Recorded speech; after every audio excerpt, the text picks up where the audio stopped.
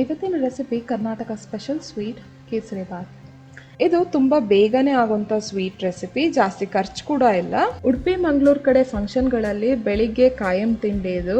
ಇದ್ರ ಜೊತೆ ಉಪ್ಪಿಟ್ಟು ಅಥವಾ ಅವಲಕ್ಕಿ ಇರುತ್ತೆ. ಈ ಕೇಸರಿಬಾತ್ ಮಾಡಲಿಕ್ಕೆ ಮೊದಲನೇದಾಗಿ ಇಲ್ಲಿ 2 ಟೇಬಲ್ ಚಮಚ ಆಗೋಷ್ಟು ಬಿಸಿ ಹಾಲು ತೊಗೊಂಡಿದ್ದೀನಿ. ಇದಕ್ಕೆ ಒಂದು 10 ರಿಂದ 15 ಕೇಸರಿ ಎಳೆ ಅಥವಾ ಸ್ಟ್ಯಾಂಡ್ಸ್ ಏನಿದೆ ಅದನ್ನು ಹಾಕ್ತಾ ಇದ್ದೇನೆ.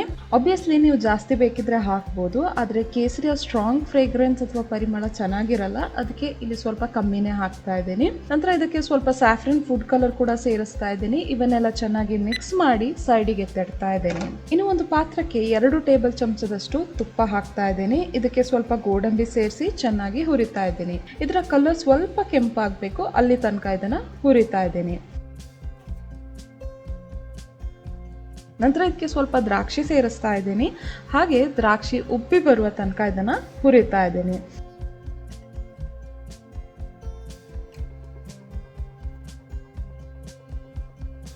ಇವೆರಡನ್ನು ಚೆನ್ನಾಗಿ ಹುರಿದ ನಂತರ ಇದನ್ನ ತೆಗೆದಿಡ್ತಾ ಇದ್ದೀನಿ. ನಂತರ ಇದೇ ಬಾಣಲಿಗೆ ಇನ್ನೂ 1 ಚಮಚ ತುಪ್ಪವನ್ನು ಸೇರಿಸ್ತಾ ಇದ್ದೀನಿ. ಒಟ್ಟು 3 ಚಮಚ ತುಪ್ಪ ಆಗಿದೆ ಇಲ್ಲಿ ತನಕ. ಇದಕ್ಕೆ ಅರ್ಧ ಕಪ್ಪಷ್ಟು ರವೆ ಹಾಕ್ತಾ ಇದ್ದೀನಿ. ಇದು ಬಾಂಬೆ ರವೆ ಅಥವಾ ಸಣ್ಣ ರವೆ.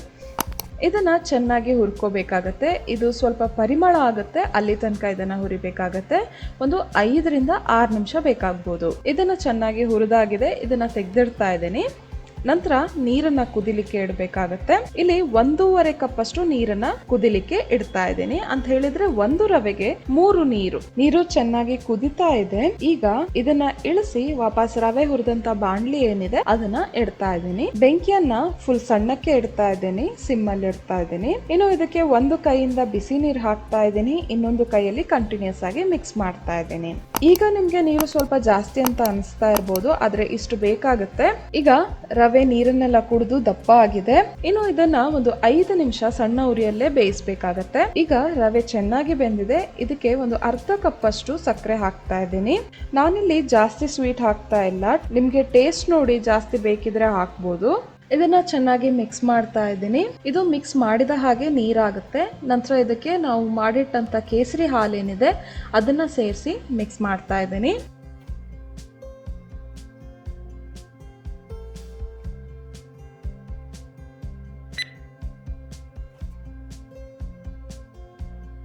ನಂತರ ಇದಕ್ಕೆ ನಾವು ಹುರಿದಿಟ್ಟಂತ ಗೋಡಂಬಿ ದ್ರಾಕ್ಷಿ ಏನಿದೆ ಅದನ್ನ ಸೇರಿಸ್ತಾ ಇದ್ದೀನಿ. ಹಾಗೆ ಅರ್ಧ ಚಮಚದಷ್ಟು ಏಲಕ್ಕಿ ಪುಡಿನ ಸೇರಿಸ್ತಾ ಇದ್ದೀನಿ.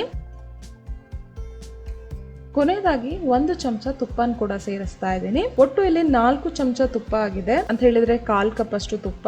ಆಬ್ವಿಯಸ್ಲಿ ಜಾಸ್ತಿನೂ ಹಾಕ್ಬೋದು, ಸ್ವಲ್ಪ ಕಮ್ಮಿ ಕೂಡ ಹಾಕ್ಬೋದು. ಇನ್ನು ಇದನ್ನ ಒಂದ್ಸಲ ಚೆನ್ನಾಗಿ ಮಿಕ್ಸ್ ಮಾಡಿ ಮುಚ್ಚಿ ಇಡ್ತಾ ಇದ್ದೀನಿ. ಒಂದು 5 ನಿಮಿಷ ಸಣ್ಣ ಉರಿಯಲ್ಲೇ ಬೇಯಿಸ್ತಾ ಇದ್ದೀನಿ. ಕೇಸರಿ ಬಾತ್ ಈಗ ರೆಡಿ ಆಗಿದೆ. ಗೆಸ್ಟ್ ಗಳು ಸಡನ್ ಆಗಿ ಮನೆಗೆ ಬಂದ್ರೆ ತಟ್ಟಾಗಿ ಮಾಡಬಹುದಾದಂತ ಸ್ವೀಟ್ ರೆಸಿಪಿ ಇದು. ಕೇಸರಿ ಬಾತ್ ಅನ್ನು ಕೂಡ ತುಂಬಾ ವೆರೈಟಿಯಲ್ಲಿ ಮಾಡಬಹುದು. ನಿಮ್ಗೆ ಇಷ್ಟ ಇದ್ರೆ ಕೆಳಗಡೆ ಡಿಸ್ಕ್ರಿಪ್ಷನ್ ಚೆಕ್ ಮಾಡಿ, ಕೆಲವು ವೆರೈಟೀಸ್ ಸಿಗುತ್ತೆ. ವಿಡಿಯೋ ಇಷ್ಟ ಆಗಿದೆ ಅನ್ಕೊಂತೀನಿ. ಇಷ್ಟ ಆಗಿದ್ರೆ ದಯವಿಟ್ಟು ಲೈಕ್ ಮಾಡಿ, ಶೇರ್ ಮಾಡಿ, ಸಬ್ಸ್ಕ್ರೈಬ್ ಮಾಡಿ. ನಿಮ್ಮ ಅನಿಸಿಕೆಯನ್ನ ಕೆಳಗಡೆ ಕಮೆಂಟ್ ರೂಪದಲ್ಲಿ ತಿಳಿಸಿ. Thank you so much for watching. See you in another video.